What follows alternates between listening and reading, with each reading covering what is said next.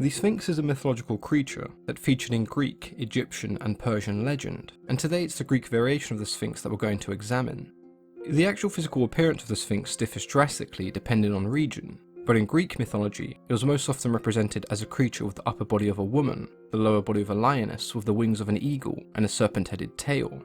The Greek origin for the word Sphinx was believed to have derived from the word sphingo, meaning to squeeze or to tighten, which referred to the way a lioness would bite down on the throat of her prey, using strangulation to eventually kill them. If we go by the works of the Greek scholar Hesiod, he believed that there was only one Sphinx that ever appeared in Greek mythology. In some accounts she was the daughter of the two-headed hound Orthrus and the mother of monsters Echidna, and in others she was the child of Echidna and Typhon. The Sphinx was indeed best known for asking riddles and being the bringer of bad luck and destruction. The Greek Sphinx was believed to have resided in the ancient city of Thebes, or Thebes as it was pronounced in ancient Greece, and anyone who entered the city would be greeted at the entrance by the Sphinx, where she would ask travellers a riddle.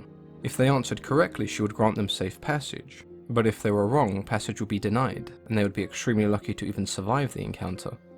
The riddle that became synonymous with the Sphinx was which creature has one voice, and yet becomes four-footed, two-footed, and three-footed. Those who could not answer this riddle were almost always strangled and devoured. The second riddle that the Sphinx would ask were there are two sisters, one gives birth to the other, and she in turn gives birth to the first. Who are the two sisters? Eventually the regent of Thebes, King Creon, became so distressed by the presence of the Sphinx that he offered anyone who destroyed her the throne to Thebes as well as his sister as a wife. So up stepped Oedipus, the nephew of King Creon, accepting the challenge of his uncle bravely. When he stood before the Sphinx he was asked the first riddle, and after careful consideration he answered, which creature has one voice and yet becomes four-footed and two-footed and three-footed? Oedipus replied man, who crawls on all fours as a baby, then walks on 2 feet as an adult, and using a stick in his old age. When the second riddle was asked, he once again answered correctly, day and night.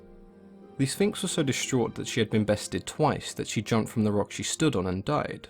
In some variations of the story, when Oedipus answered the riddle correctly, she instead chose to devour herself. When the French poet Jean Cocteau retold the story of Oedipus, his version did differ a fair amount.